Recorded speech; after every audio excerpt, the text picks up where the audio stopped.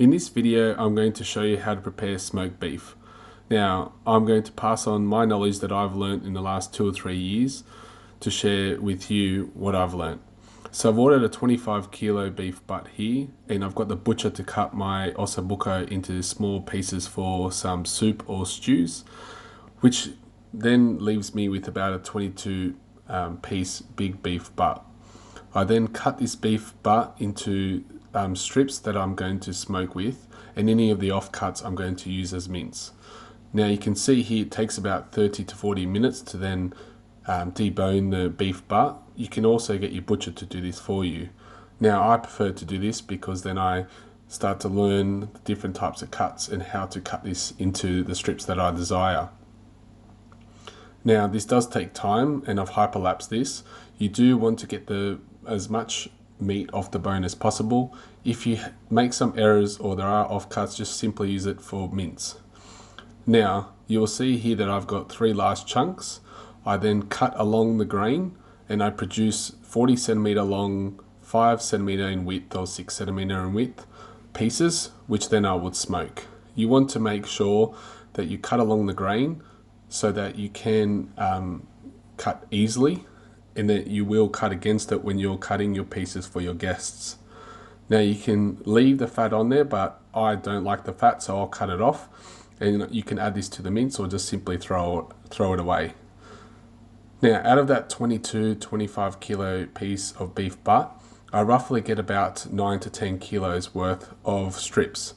Now you can see here that they're nice and pink, there are no dry or fat pieces on there, and they're about 5 centimeter in thickness.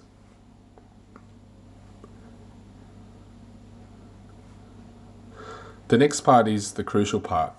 You do need to buy a large amount of garlic, 50 grams of pepper, and around 750 grams of table salt. Now I use 2/3 of the 750 grams of table salt for my 9 to 10 kilos of beef strips. I did use about 3 cloves of garlic per piece, so it does take a large amount of garlic. Peel the garlic, add the pepper to a mixer, and simply mix that away where you got now almost like a paste-like material. Add some salt into the bowl, and then you're going to rub the salt, then the paste onto each of those beef strips, and you can see that in this next part of the video. Massage the salt evenly, make sure you get it in every nook and cranny, and that every part of that meat is covered in salt so it draws out the water. Add some of that paste mix of peppercorns and garlic. You don't want to add too much, but you still want enough for flavor, so spread that out evenly.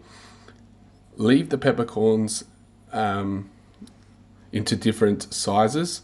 You want enough to stick to the meat, but also the garlic as well, so that you can add flavor to that piece. Again, you can see that I'm applying salt to that piece of beef, and that I'm getting into every part of that beef and massaging it in.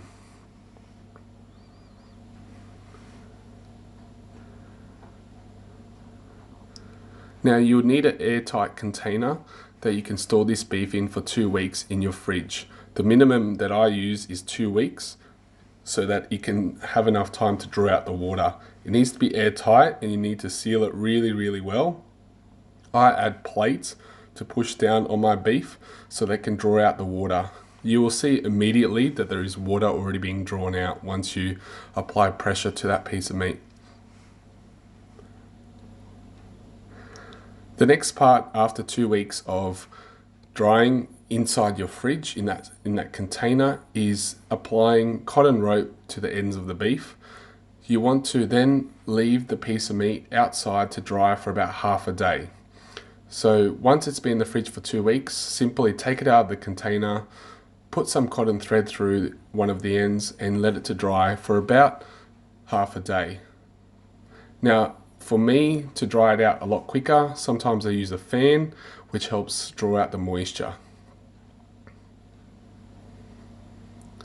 Now, to let it to dry for half a day, then I apply one smoke at night and one smoke in the morning each day for about 4 to 5 days. It needs to be white smoke, so use some hardwood, or you can buy some pellets from Bunnings